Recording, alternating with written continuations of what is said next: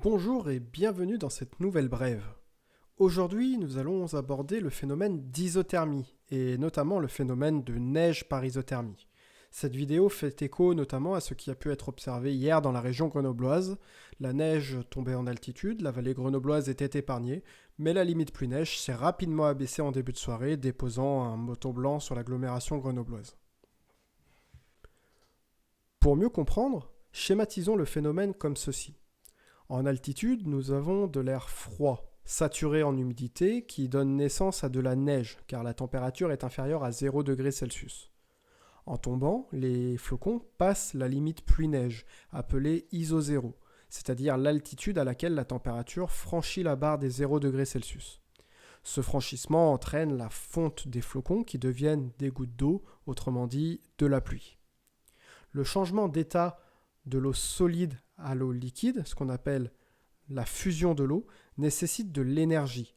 Cette énergie, elle est puisée sous forme de chaleur dans l'atmosphère environnante.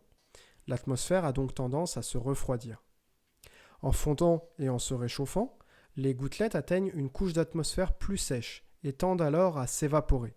Ce passage de l'état liquide à l'état gazeux, qu'on appelle la vaporisation de l'eau, puise également de l'énergie sous forme de chaleur dans l'atmosphère environnante. L'ensemble de ces changements d'état a donc tendance à refroidir la masse d'air et à faire descendre l'altitude de l'ISO0 jusqu'à, dans certains cas, atteindre le sol.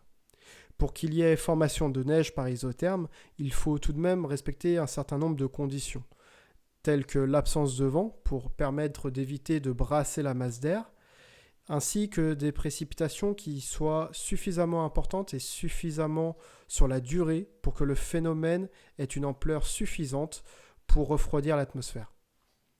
La neige par phénomène isothermique est généralement plus lourde et collante, car plus humide du fait de ces changements d'état successifs. C'est tout pour cette brève, j'espère que cette vidéo vous a plu. Si c'est le cas, n'oubliez pas de vous abonner, de laisser un pouce bleu et un commentaire pour soutenir la chaîne, ce sera très apprécié. À très bientôt.